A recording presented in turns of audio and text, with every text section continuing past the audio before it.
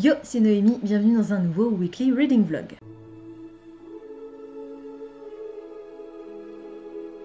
On est le lundi 4 janvier et il est 21h21.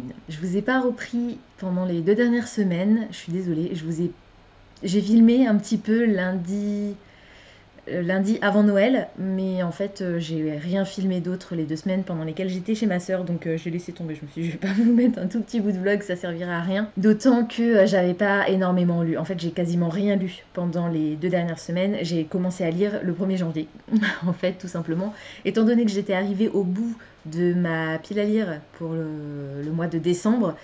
Toutes les lectures que j'aurais pu faire c'était des lectures bonus, donc j'ai lu un roman en entier dont je ne vais pas vous parler tout de suite. Je ne me souviens absolument pas si je vous en ai parlé dans le vlog précédent, c'est possible. C'était une lecture pour le PLIB, mais ça s'est pas très bien passé, c'était pas génial. Donc je vais pas vous en parler spécialement maintenant. Si jamais il se retrouve dans les 5 finalistes, je serai de toute façon obligée de vous en parler. Mais si je ne suis pas obligée de vous en parler parce qu'il est dans les 5 finalistes, je vous en parlerai pas spécialement. Voilà. Je peux juste vous dire que c'était La princesse au visage de nuit de David Brie, c'est ça, voilà. Et j'ai pas spécialement apprécié ma lecture. Il y a plein de choses qui m'ont dérangé dans cette lecture, voilà. Donc je ne voterai pas pour ce roman pour les 5 finalistes, ça c'est sûr déjà. Mais voilà. J'avais également commencé Ordo d'Anthony Combrexel. Je crois que c'est Anthony le prénom.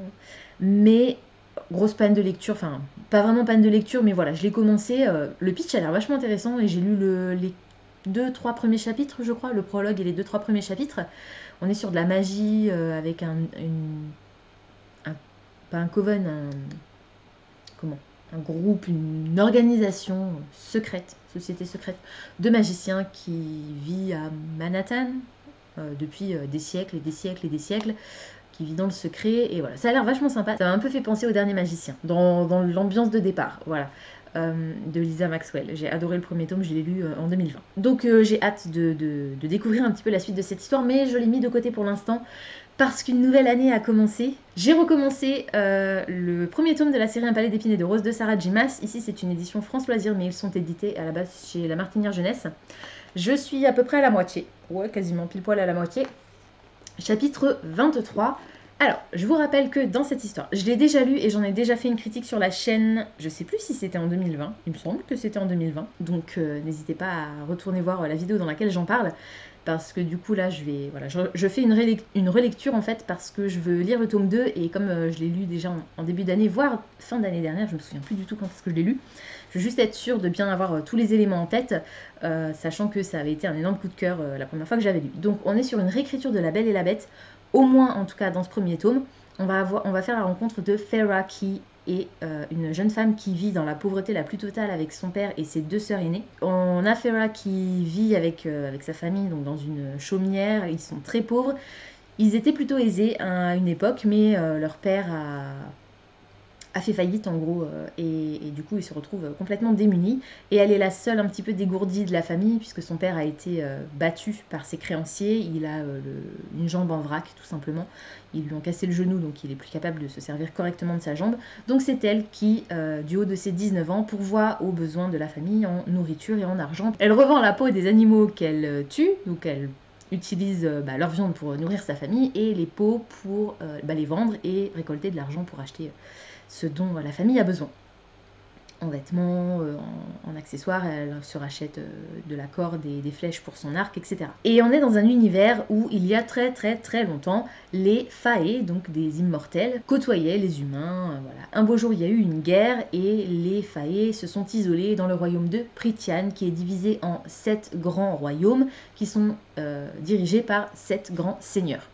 Un beau jour, alors qu'elle est en train de chasser, Feyre va tuer un loup gigantesque, qui va en réalité s'avérer être un Fae qui était métamorphosé en animal, et un Fae, un autre Fae, un grand Fae, très puissant, va venir réclamer une vie pour une vie, comme il en a le droit d'après le grand traité qui a été signé au moment de la paix entre les Fae et les humains. Feyre va donc, plutôt que d'être assassinée, accompagner ce grand Fae qui s'appelle Tamlin à Prythian dans son royaume.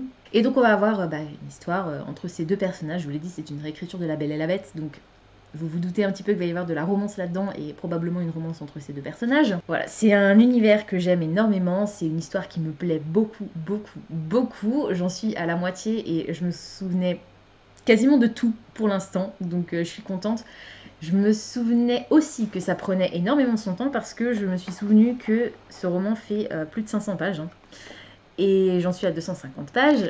On vient de rencontrer un... Alors il y a un deuxième personnage qui s'appelle Lucienne que j'aime énormément. C'est un des membres de la cour du printemps, donc, sur laquelle règne Tamlin.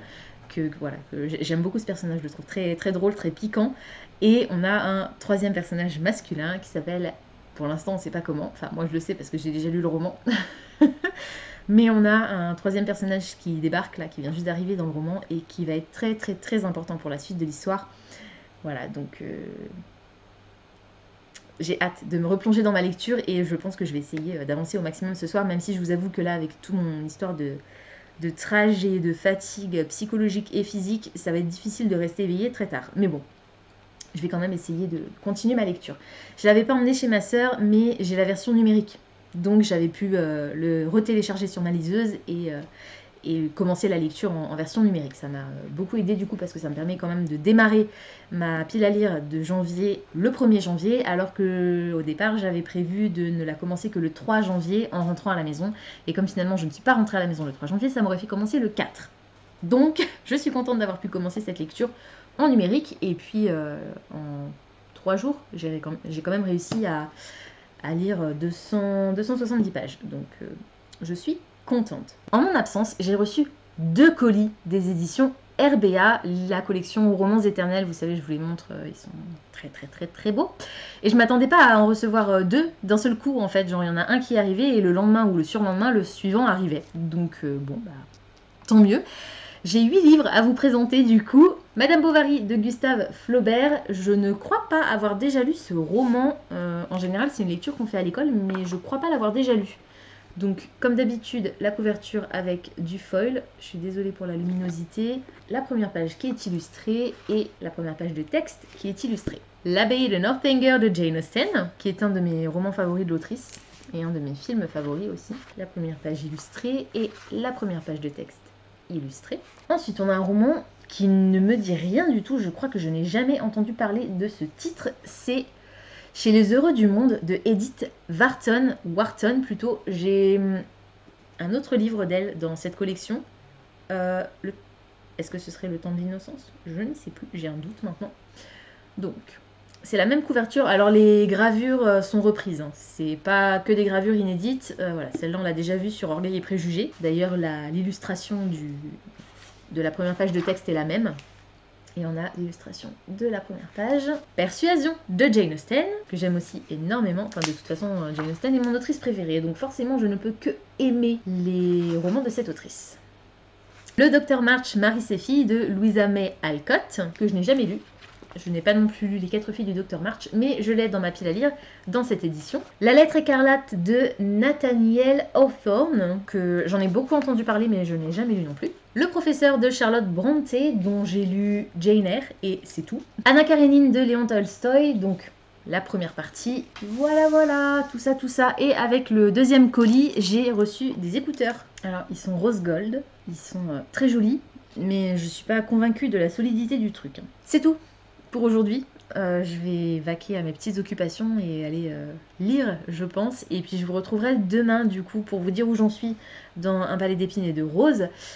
Sachant que, à part ce que je vous ai déjà dit, je vais pas pouvoir vous dire grand-chose, en fait, à part si j'apprécie toujours autant ma lecture, si mon avis reste fidèle à la première impression que j'avais eue quand je l'avais lu la première fois. Et puis voilà, je vais essayer de ranger tout ça. J'ai de nouveau plus de place dans ma pile à lire, donc il va falloir vite sortir les bouquins de ces étagères. Ça va être compliqué, mais bien que ça ne fasse pas partie de mes résolutions pour 2021, je vais quand même tenter de rien acheter cette année, sachant que cette résolution de ne rien acheter exclut bien évidemment la Fairy Loot, exclut mes commandes France Loisirs, exclut du coup maintenant les romans éternels que je vais recevoir de temps en temps, exclut également les précommandes. Je pense notamment à la maison d'édition de Saxus, puisque je vais commander tous leurs bouquins, c'est évident.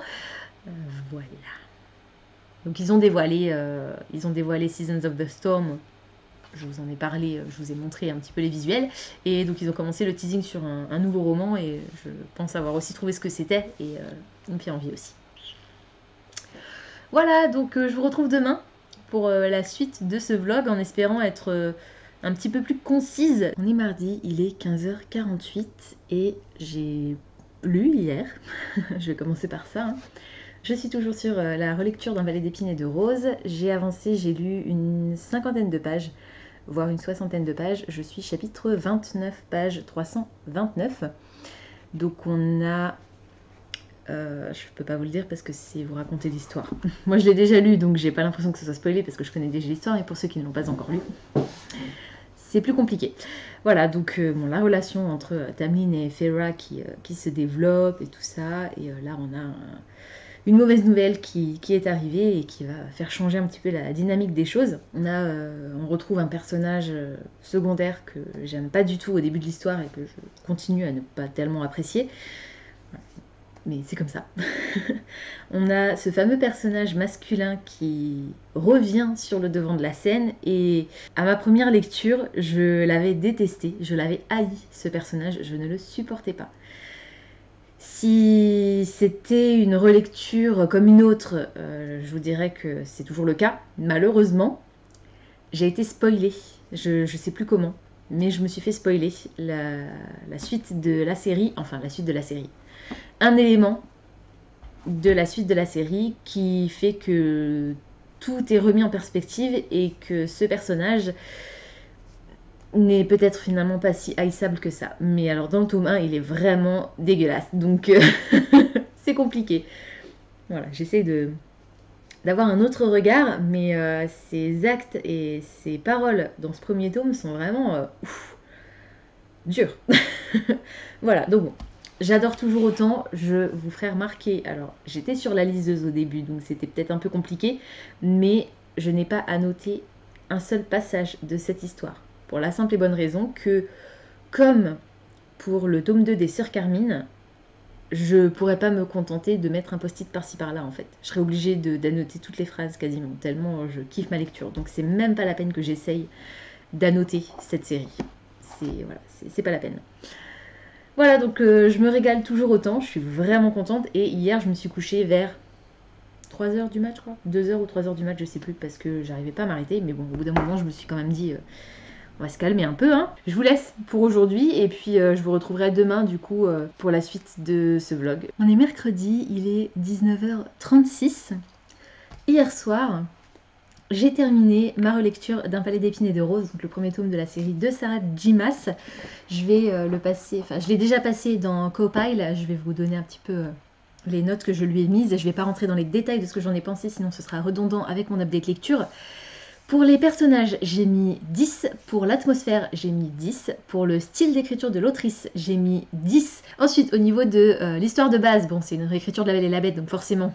j'ai mis 10, ça pouvait que me plaire. Au niveau de l'intrigue, j'ai mis 10 aussi parce que j'aime beaucoup comment l'histoire tourne. Au niveau de la logique, par contre, j'ai mis 8 sur 10. Il y a 2 moments, c'est pour ça que j'ai baissé de 2 points. Et au niveau du plaisir global à la lecture, j'ai mis 10 parce que bah voilà, j'ai pris mon pied, c'était fantastique. J'ai adoré ce premier tome. Du coup, ça fait une moyenne de 9,71 et 5 étoiles sur Goodreads. Je multiplie le 9,71 pour faire une note sur 20, ce qui fait 19 en gros. Sur Livre Addict, à ma première lecture, j'avais mis 20 parce que j'étais pas du tout objective. Enfin, pas du tout objective. Si, j'étais objective, j'ai adoré cette histoire. Enfin voilà, je veux dire, je suis passée de 20 à 19 simplement parce que j'ai pris le temps de réfléchir un petit peu plus aux notes que j'allais mettre pour chaque critère. Voilà, donc 9,71, c'est quand même pas mal du tout. Ça m'a pris 4 jours, non 5 jours pour le lire. Et j'ai enchaîné tout de suite hier soir avec Un palais de colère et de brume, donc le tome 2. Je suis déjà page 86, chapitre 7. Alors, que vous dire? Ça va être compliqué parce que comme c'est le tome 2, ben, je vais pas pouvoir vous dire grand chose sans vous spoiler. On reprend 3 mois après les événements qui se sont déroulés dans le premier tome. Et ben... Je ne sais pas quoi vous dire de plus. On a Feyre qui est donc à la cour du printemps avec Tamlin. Il est sur le point de se passer quelque chose et Feyre commence à douter de... Pas forcément de ses sentiments pour Tamlin, mais plutôt de... Elle n'est pas certaine d'avoir sa place en fait à ses côtés. Disons que elle aime Tamlin, mais elle a pas spécialement... Elle a envie d'être avec lui, mais pas avec le grand seigneur de la cour du printemps, parce que c'est énormément de responsabilités. Lui, il est assez flippé par rapport à ce qui pourrait lui arriver à elle, donc il la surprotège, et elle n'aime pas du tout ça, ce que je peux comprendre tout à fait. Du coup, voilà, elle a envie d'être avec lui, mais pas avec le côté personnage hyper important, personnage très mondain et tout ça. Ça, c'est un truc qui l'intéresse pas du tout, et qui lui fait même carrément, qui l'a fait même carrément flipper. Voilà, donc elle commence à douter un petit peu, elle sait plus trop quelle est sa place en fait. Elle va être avec lui, mais pas. Il y a certaines choses qui la freinent un petit peu beaucoup même. Et là-dessus, on a donc Rhysand, qui est le deuxième personnage masculin qui est potentiellement un love interest, parce que concrètement, physiquement déjà, elle trouve que Rhysand est plus beau que Tamlin, et il a ce côté bad boy très sombre. C'est le grand seigneur de la cour de la nuit. Donc déjà, la cour du printemps, la cour de la nuit, vous imaginez bien qu'il y a une grosse différence. Et c'est pas qu'une image, c'est vraiment une cour assez sombre, assez cruelle. Rhysand, lui, ne l'est pas forcément, bien qu'on ait l'impression qu'il l'est dans le tome 1.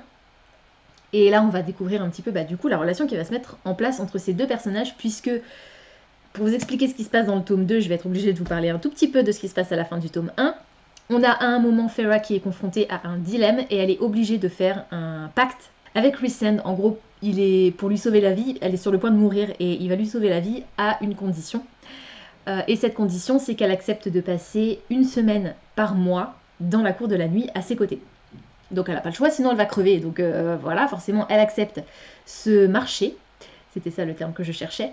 Et elle se retrouve du coup embarquée là, au début du tome 2 pour la semaine justement dans la cour de la nuit avec Rhysand, et elle est emportée. Il vient la chercher à un moment pas du tout opportun, mais d'un autre côté c'est peut-être pas plus mal qu'il vienne la chercher à ce moment-là, à cause des fameuses interrogations que Feyre se pose ces derniers temps. Voilà, je vais pas m'étaler plus, j'en suis là. Elle vient d'arriver à la cour de la nuit, on est sur la deuxième journée je crois, et pour l'instant il se passe rien de spécial entre eux deux. Ce qui se passe, c'est que Rhysand a décidé de lui apprendre à lire, puisque Feyre est illettrée. Elle, en fait, je vous en ai pas spécialement... Je me suis pas trop étalée sur les détails, mais finalement, c'est pas tellement des détails, parce que ça va quand même lui jouer un sacré mauvais tour à la fin du tome 1. La famille de Feyre était riche, et ils ont été ruinés. Le problème, c'est qu'au moment de la ruine de sa famille, Feyre n'avait pas spécialement reçu la même éducation que ses sœurs. Elle était un petit peu laissée de côté, on va dire, et elle n'a jamais appris ni à lire ni à écrire. Ça va lui jouer des tours donc à la fin du tome 1, et là, Rhysand a décidé qu'il allait lui apprendre à lire, parce qu'elle est censée devenir la dame de la cour du printemps. Et voilà, les mondanités, des lettres à écrire, des courriers à rédiger, tout ça, enfin voilà, elle est obligée d'apprendre à lire, sinon elle s'en sortira jamais. Et parallèlement à ça, il lui propose également d'apprendre à utiliser ses défenses mentales, puisque lui, l'un de ses pouvoirs, c'est justement la capacité de contrôler, manipuler, contrôler les esprits. Donc il va essayer de lui apprendre un petit peu à contrer son propre pouvoir, ce qui est assez étonnant, mais en même temps, ça démontre un certain côté protecteur aussi, je trouve, de Rhysand, et j'aime assez ce côté-là de lui. De toute façon, je sais déjà que je vais tomber, mais genre raide pour ce personnage. C'est voilà, je vous ai dit, hein, je me suis fait spoiler un élément de cette histoire, et cet élément concerne ce personnage justement. Donc bon, la couverture de ce tome est bleue.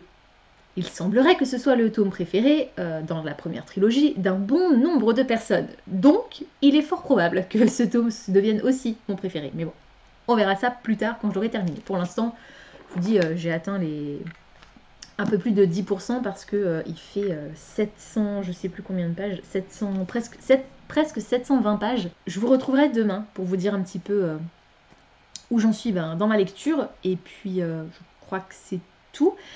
Je pense que je vais commencer aussi bientôt le tome 3 des Détectives du Yorkshire parce que je l'ai téléchargé sur mon appli Audible. Du coup, je verrai. Si j'ai des choses à faire dans la journée demain, autres que lire, c'est-à-dire des trucs qui m'occupent les mains et je peux pas lire en même temps, je pense que je lancerai ma lecture des Détectives du Yorkshire pour avancer au max dans ma pile à lire. Parce que lundi commence le read-along sur This Violent Delight et je veux absolument être au taquet pour cette lecture commune. Donc voilà, je veux pas manquer un seul jour et rater une seule page, juste pour être bien à jour en fait dans mon planning de lecture parce que j'ai 9 livres à lire en janvier. Je vous laisse et puis je vous dis à demain du coup pour la suite de ce vlog. On est jeudi, il est 10h47 et j'avais pas prévu de vous prendre maintenant.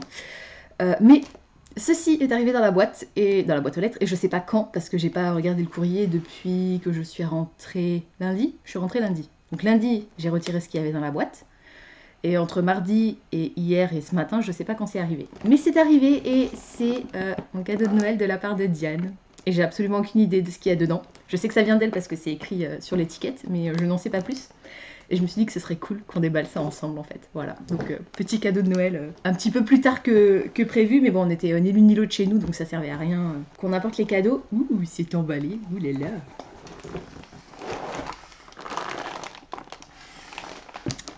Allure. Ouh, la petite carte que je vais lire et que je ne vais pas vous lire, c'est que pour moi. Oh, c'est trop chou, merci. Et effectivement, on va avoir une multitude de LC à venir, surtout si ça... C'est un bouquin, vu la forme. Alors.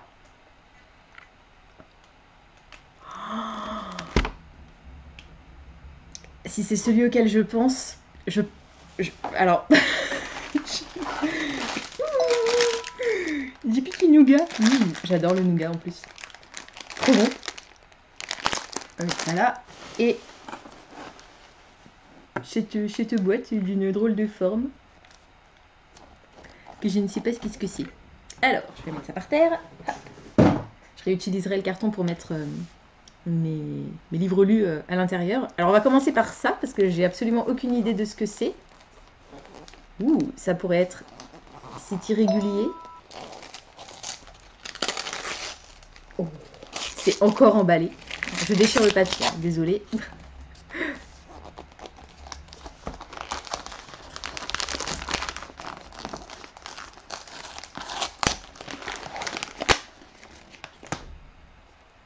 Comment je vais ouvrir ça?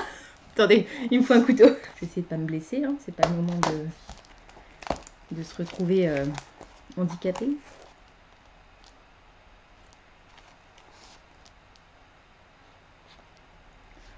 No way.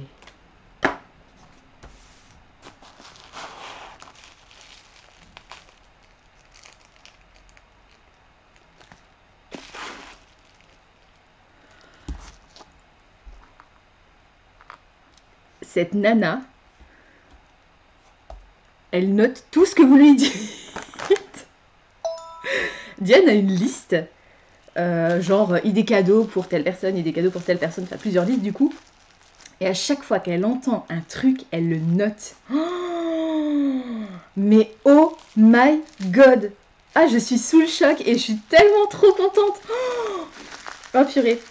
Alors j'ai déballé quand même, mais je lui ai dit il y a je sais pas combien de temps, ah ouais, je trouve ça trop beau comme objet, c'est vraiment limite magique, tu n'es pas sûr de comprendre trop comment ça fonctionne. Enfin, si concrètement, c'est pas tellement compliqué, mais voilà, ça paraît magique en fait, la façon dont ça fonctionne. Et c'est tellement beau, il y a certains objets qui sont tellement magnifiques, et oh là là!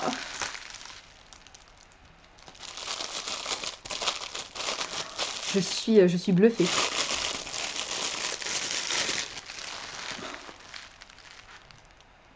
Oh là là là là là là. On a deux objets en fait. On a un petit sablier. Magnifique.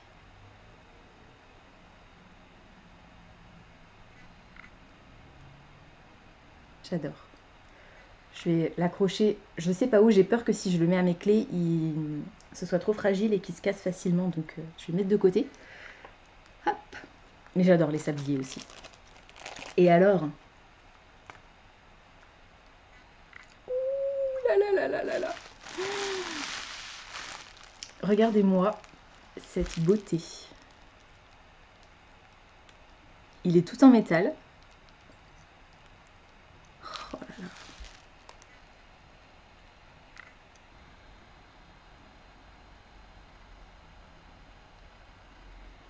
Mon Dieu, qu'il est beau.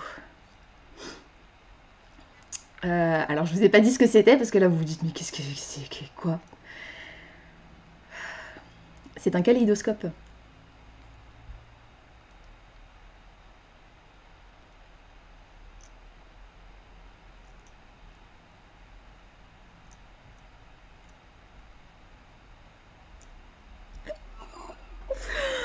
Oh my god, je suis trop contente, il est trop beau. Oh mon Dieu. Waouh. Oh, je suis trop fan. Oh purée. Oh là là là là là là. C'est fou, elle a toujours des... Voilà, elle note le moindre petit truc que vous lui dites, elle le note. Et du coup, ben, elle réussit à chaque fois à faire des cadeaux de ouf, quoi, parce que c'est exactement ce que vous vouliez. Et comme vous avez mentionné ce truc-là, genre une fois, ben, vous vous en souvenez plus, en fait. Et... Oh là là, je suis trop contente. Il est trop magnifique. Et alors, le bouquin, j'ai une petite idée sur le titre que ça pourrait être. Allez. Bon, je suppose que c'est un livre, hein, vu la texture du paquet. Je vois pas ce que ça pourrait être d'autre.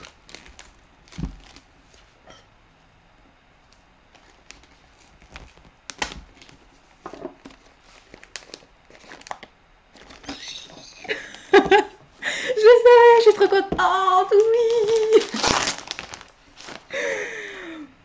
C'est Les Flots Sombres de Thibault Lati-Nicolas. C'est la suite de Chevauche de brume qui a été mon énorme coup de cœur de 2019. Je suis trop contente, je l'ai enfin. Oui. D'ailleurs, le tome 1, je l'avais lu en lecture commune avec Diane. Du coup... Oh là là, ça y est, j'ai enfin la suite. Mon Dieu, mais c'est trop bien, je suis trop contente. Waouh.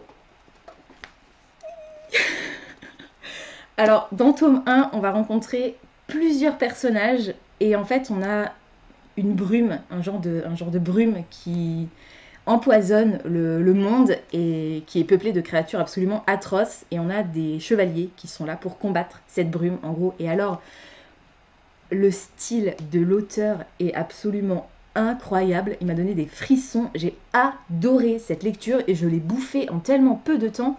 Et là, je suis ravie parce qu'il est hyper dense aussi. Il y a énormément de texte. Donc, je suis trop contente.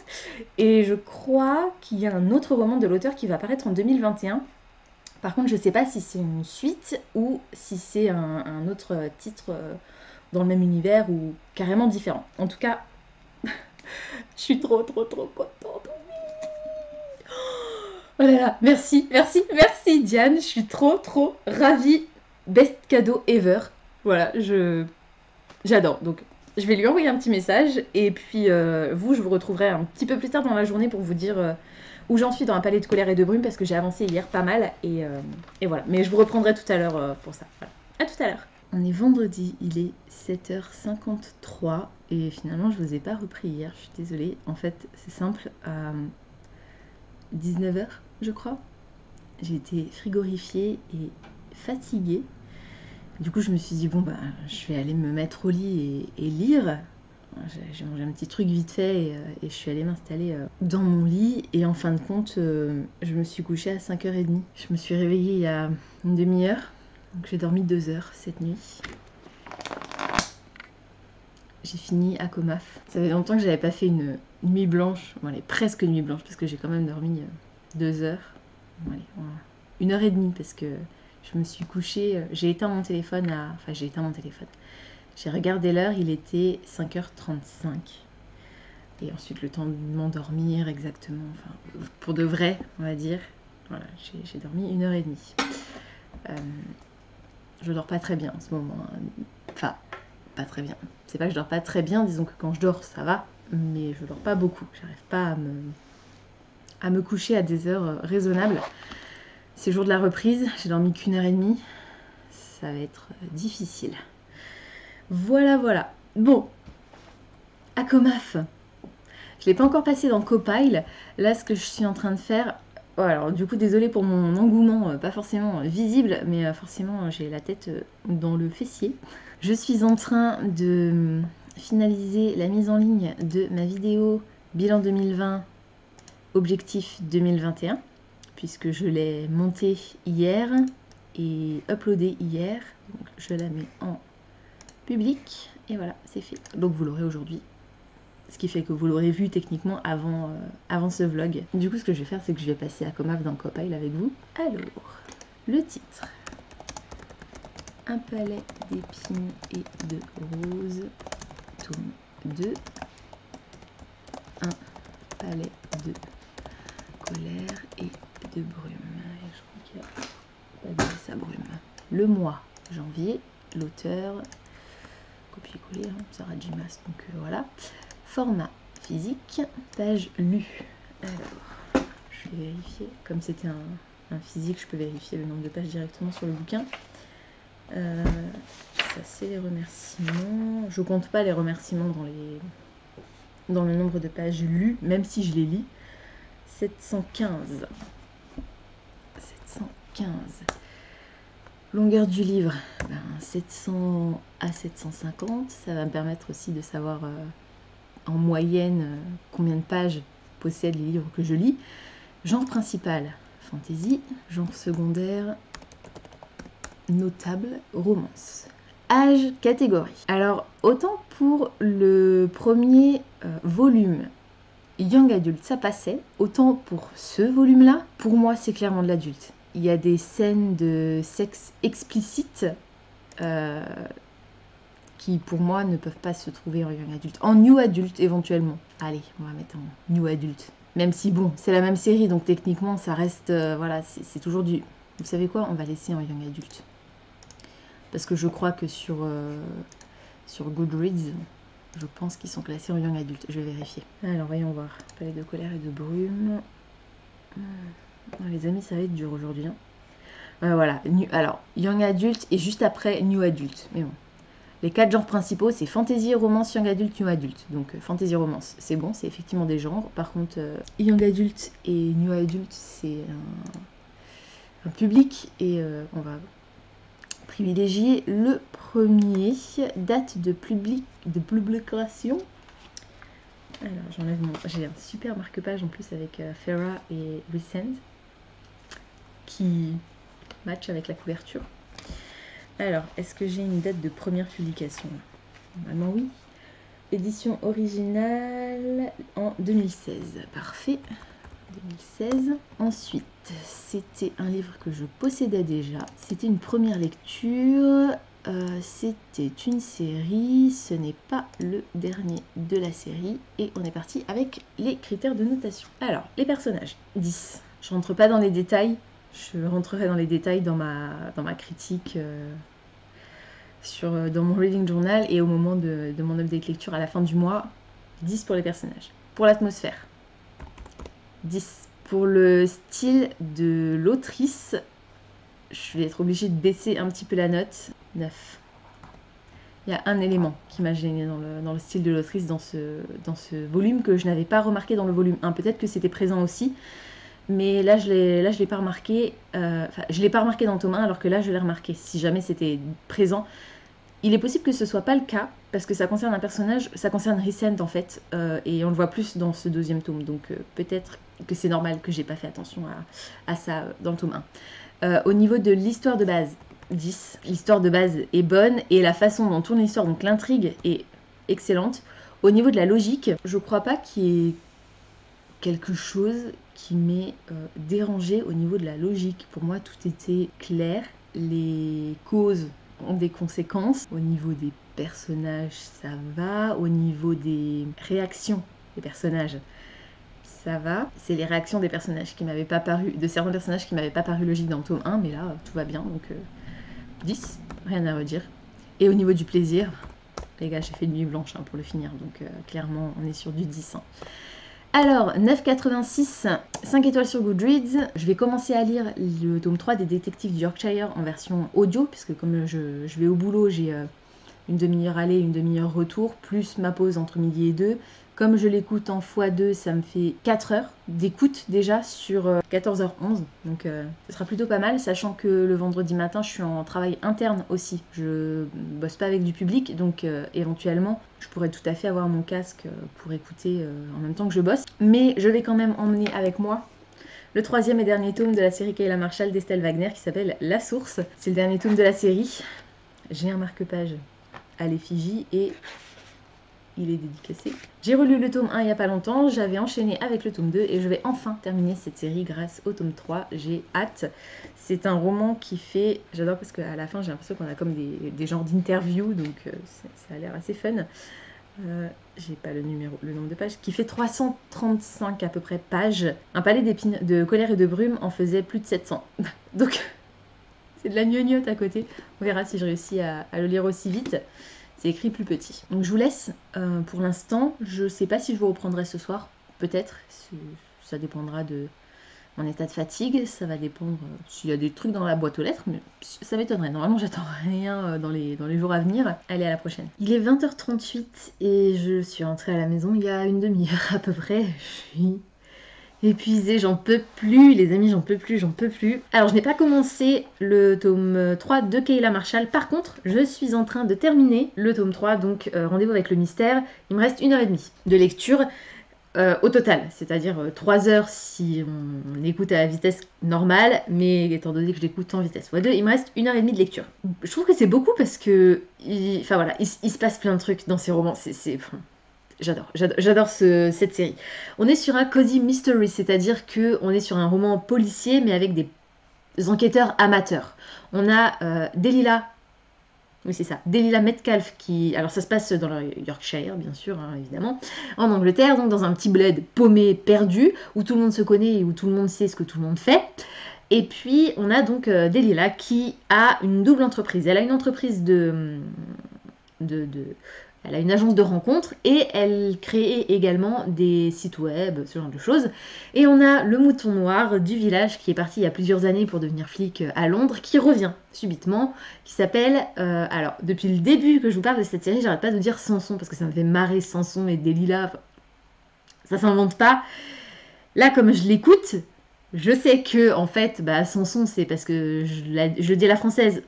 Concrètement, l'autrice étant britannique ou américaine, peut-être plutôt britannique, je dirais. C'est Samson, le nom du personnage, et pas Samson. Voilà. Donc effectivement, Samson, c'est un petit peu plus de gueule que Samson. Enfin bon, après, chacun ses goûts. Hein. Voilà, donc, qui revient dans ce fameux bled.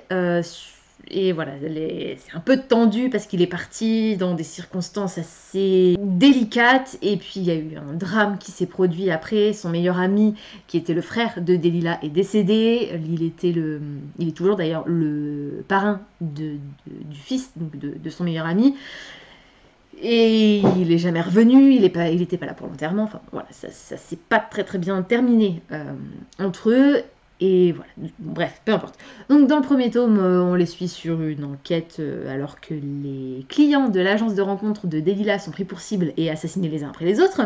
Dans le tome 2, on a affaire également à des meurtres et à des crimes dans la maison de retraite de Bruncliffe. Donc Bruncliffe, c'est le nom du village dans lequel ils habitent. Donc on va avoir, voilà, ils vont mener l'enquête aidés par les petits vieux, donc ça m'avait beaucoup plu.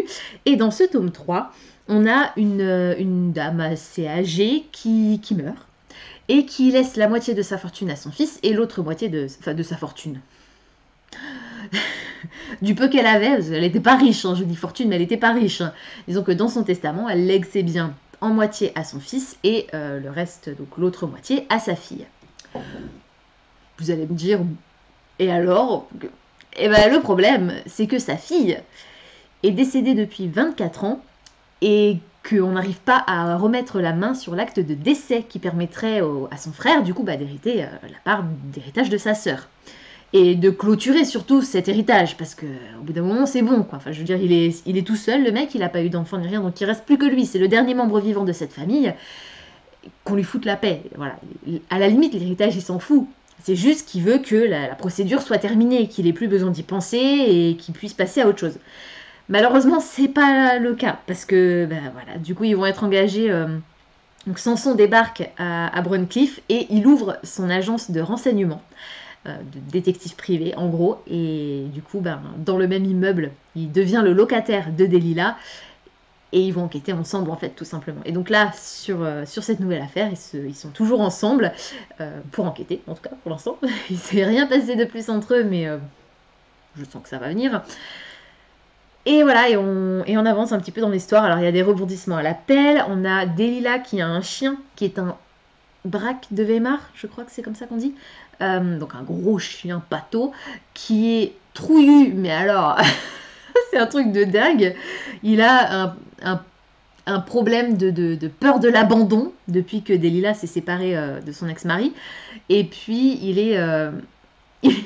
c'est un trouillard. Il me fait délirer, ce chien. Il s'appelle Calimero, en plus. Enfin, voilà. Et alors, c'est des gros chiens, les braques de Weimar. Donc, voilà, le contraste entre la taille de ce chien et son comportement est juste hilarant.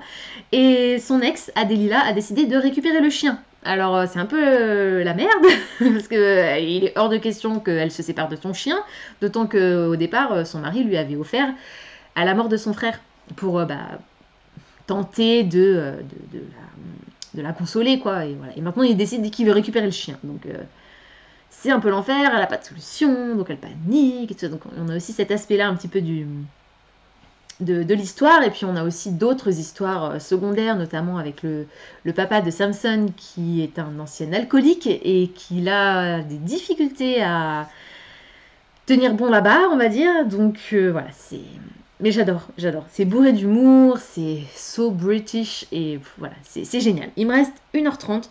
Depuis le début, il y a un élément dans cette enquête. L'autrice n'arrête pas de le répéter à chaque fois. Et à chaque fois. Je me comprends. Disons que c'est redondant, quoi. À chaque fois qu'ils interrogent quelqu'un, la personne mentionne un élément de la vie de la jeune femme qui est donc décédée. Techniquement, dans un accident de voiture, 24 ans, dans un accident de voiture, elle a été renversée par une voiture 24 ans auparavant et elle aurait été incinérée dans la ville où elle s'était installée parce qu'elle avait quitté Bruncliffe. Elle avait 17 ans à l'époque quand elle est décédée. Mais on retrouve aucune trace d'acte de décès, on retrouve aucune trace de l'accident dans les journaux, pas de dossier de police, rien dans les crématoriums, rien, que dalle, aucune info. Et donc il y a ce fameux élément qui est mentionné par chacune des personnes qu'ils interrogent dans le village dont elle venait, pas dans le village d'où elle a vécu après, mais dans le village de Bruncliffe du coup. À chaque fois qu'on parle d'elle, on l'associe à quelqu'un, quelque chose. Et depuis le début, j'arrête pas de me dire, mais ce truc-là, tout le monde en parle, pourquoi vous, ça vous fait pas tilt? Il y a forcément un truc autour de cet élément-là, c'est évident. Et enfin, ça y est, Samson commence à se dire, mais attends, ça y est, je sais, c'est ça le lien ou peut-être l'élément qui va faire qu'on va réussir à découvrir ce qui s'est vraiment passé il y a 24 ans. Voilà, donc, j'attends de voir ce qui s'est réellement passé il y a 24 ans. Je ne sais pas. Je suis en train de me demander, et d'ailleurs je me demande quasiment depuis le début en fait, quasiment depuis qu'on sait qu'il n'y a pas d'acte de décès, qu'on n'arrive pas à remettre la main sur l'acte de décès, je me demande si elle serait même pas carrément encore en vie en fait. Donc, on va voir. Je vais pas vous le dire, bien entendu, je vais pas vous dévoiler la fin de l'intrigue, mais pour le coup ça change, parce que c'est vrai que dans les 2 premiers tomes, on avait des personnages qu'on apprenait à connaître rapidement, enfin plus ou moins rapidement on va dire, et qu'on voyait mourir parce que voilà, il y avait un assassin, un tueur en série qui était là pour une raison précise et on voyait des morts. Là pour le coup, pour l'instant en tout cas, on n'a pas de cadavre, on n'a pas de mort, puisque le but c'est d'essayer de comprendre ce qui s'est passé il y a 24 ans. Donc voilà, en tout cas je passe un super moment. Je vais le finir, il me reste 1h30 et je vais le finir là. Je vais aller m'installer dans la chambre tranquille, me poser, terminer les détectives Yorkshire, tout en finissant de rédiger ma critique pour un palais de colère et de brume. Et une fois que j'aurai terminé ça, si j'ai encore la force, je commencerai le dernier tome de Kayla Marshall. Et voilà, pour aujourd'hui, je pense que c'est tout, ce qui est déjà pas mal. Du coup, Je vous retrouverai demain pour la suite de ce vlog. Et puis c'est tout. Allez, à demain. On est samedi, il est 6h39. J'ai terminé les Détectives Yorkshire volume 3, Rendez-vous avec le mystère de Julia Chapman, en version audio. Du coup, j'ai sorti la version papier de Napi la lire, mais je l'ai écoutée. Je commençais à m'endormir à la fin. Donc, la toute fin est un petit peu... La révélation est un petit peu entrecoupée. Mais... c'est pas grave. Je vais rentrer le tome 3 dans Copile avec vous du coup. Au niveau des personnages, je vais mettre un 10. Ensuite, au niveau de l'atmosphère, 10. Au niveau du style d'écriture, 10. Au niveau de l'histoire de base, 10. J'ai adoré le principe de ce volume. Comme je vous l'ai dit hier, ça change un peu des meurtres en série et tout ça. Et tant mieux, parce qu'au bout d'un moment, sinon, ce serait un peu redondant. Et puis, on commencerait à se poser vraiment des questions s'il n'y a pas, une malédiction sur la ville de Bruncliffe. Par contre, au niveau de l'intrigue, je vais être obligée de baisser ma note. Parce que j'avais tout deviné. Même si la façon dont l'histoire évolue, c'était sympa. Mais forcément, je vais être obligée de baisser ma note. Alors je vais mettre 8. Non seulement il y a cet aspect de l'histoire qui m'a dérangé, le fait que j'avais deviné, donc c'est un petit peu ballot quand même pour une histoire qui est un mystère. En plus, mystère est écrit dans le titre, hein, donc finalement pour moi ça n'en était pas vraiment, hein, c'est dommage. Mais en plus de ça, il y a une face de l'histoire avec le papa de Samson qui, pour moi, aurait mérité un traitement différent. Et au niveau de la logique, pour moi il y a 10. Allez, 10 parce que tout est vraiment logique. Et alors il n'y a pas de critère de notation sur la fin dans le Copile de G. Vous savez que moi l'année dernière, quand j'avais réutilisé ce système de notation et que je l'avais adapté à mes envies, j'avais ajouté une note pour la fin, et je pense que là j'aurais une bonne note pour la fin parce qu'on a un épilogue qui laisse présager que ça va pas très très bien se passer dans l'avenir pour Samson.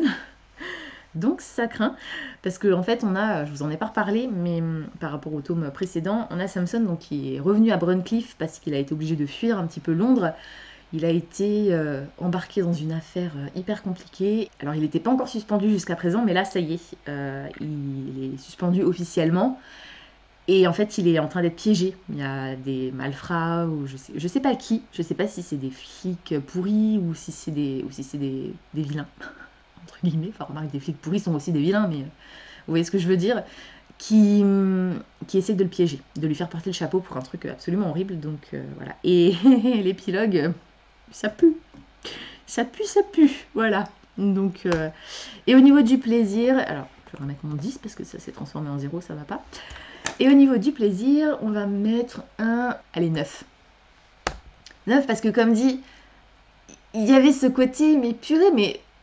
Allô? Vous n'avez pas compris encore, il y a un truc... Enfin, pour moi, c'était tellement évident, en fait, que c'était frustrant de ne pas les voir avancer aussi vite, entre guillemets, que moi. Même si, d'un autre côté, s'ils avaient avancé aussi vite que moi, le bouquin, il n'aurait pas fait 500 pages. Il aurait fait peut-être 200. Et encore. Donc voilà, mes notations, on est à 9,57. On est sur 5 étoiles sur Goodreads, donc c'est plutôt une bonne note. Et je l'ai lu en une journée. Du coup, donc hier, le 8. Aujourd'hui, du coup, je vais commencer le tome 3 de Kayla Marshall, sachant qu'on est samedi, et du coup, j'ai 2 jours pour le lire.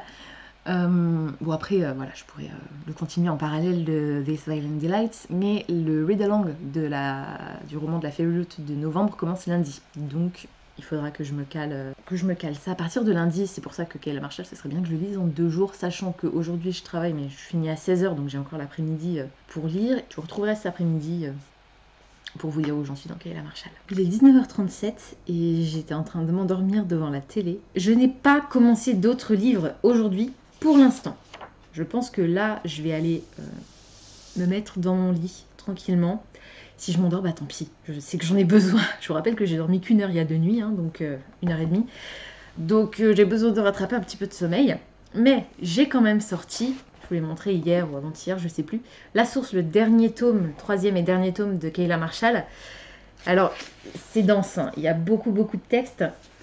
Il fait moins de 350 pages. Il faudrait que je lise 170 pages, ça serait bien. Parce que comme je vous l'ai dit, lundi, j'ai la lecture commune sur This Violent Delights qui commence. Mais bon, ça va pas m'empêcher de lire Kayla Marshall peut-être en parallèle. Normalement, l'histoire n'a rien à voir, donc je devrais m'en sortir avec les deux lectures différentes. Le problème, c'est que This Violent Delights, il est un petit peu épais quand même, donc je risque d'avoir un certain nombre de pages par jour à lire. Pas forcément extraordinaire, mais il est en anglais, et en fonction du niveau d'anglais, ça va me prendre un petit peu plus de temps. Donc, je vais commencer Kayla Marshall là, ce soir. Là, c'est sûr, je vais le commencer. Dès que je vous ai quitté là, je vais aller le commencer. Même si je lis qu'un chapitre, au moins je l'aurai commencé, c'est sûr.